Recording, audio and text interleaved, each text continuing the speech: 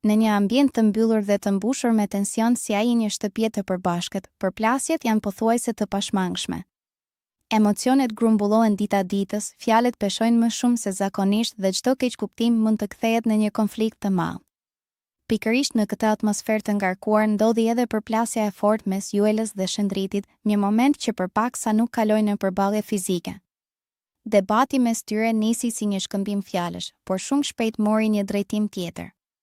Të dy ishin të tensionuar, të ngarkuar emocionalisht dhe të vendosur për të mos u tërhequr. Fjalët u bën më të ashpra, tonet më të larta dhe distanca mes tyre gjithnjë më e vogël. Në këto momente, kur askush nuk dëgjon më dhe secili përpiqet vetëm të imponojë të drejtën e vet, situata del jashtë kontrollit.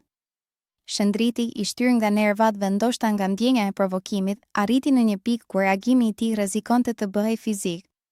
Ideja për të ngritur dorën nuk ishte më thjesht një kërcënim verbal, por një veprim që mund të ndodhte në çdo sekond. Nga ana tjetër, Juelës nuk i mungonte vendosmëria. Ajo nuk u tërhoq, përkundrazi vazhdoi ta ndiqte pas, duke mos e lënë situatën të shuhet. Kjo është pikërisht ajo fazë më e rrezikshme e një konflikti, kur asnjëra palë nuk bën hap pas.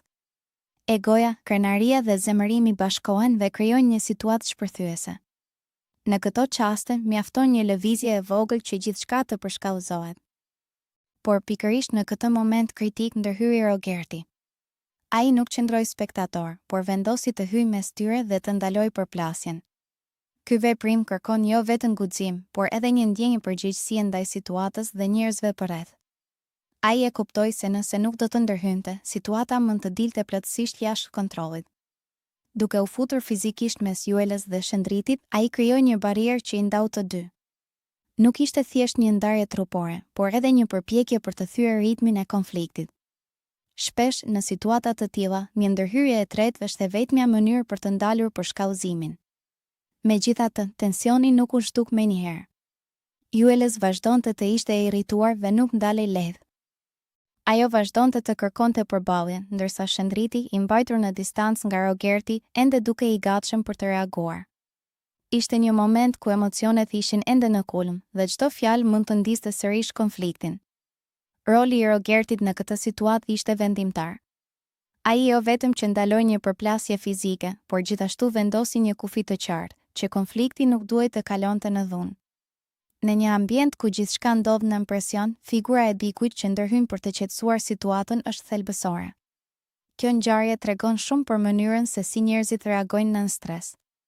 Kur ndihen të sulmuar apo të keqkuptuar, ata mund të humbasin kontrollin dhe të veprojnë në mënyra që normalisht nuk do t'i zgjidhnin. Por gjithashtu tregon edhe rëndësinë e pranisë së bikujt që ruan qetësinë dhe vepron me mendje të kthjellët. Në fund, përplasja mes Juelës dhe Shëndritit mbeti një moment i fortë, një kujtesë se sa shpejt mund të kalojë një debat nga fjalët në veprime. Por fal ndërhyrjes së Rogertit, u shmang një situatë që mund të kishte pasoja më të rënda. Ngjarje të tilla lën gjurmë. Ato ndryshojnë marrëdhëniet, krijojnë distanca dhe shpeshherë kërkojnë kohë për t'u përpunuar. Por njëkohësisht, ato shërbejnë edhe si mësim, se kontrolli i emocioneve është thelbësor dhe se një moment i vetëm mund të bëjë diferencën mes një debati të zakonshëm dhe një konflikti të pakthyeshëm. Dhe ndoshta, ajo që mbetet më e rëndësishme nga kjo histori është fakti se, edhe në mes të kaosit, një veprim i matur mund të ndalojë gjithçka dhe të rikthejë një farë balance në një situatë që po rrëshiste drejt dhunës.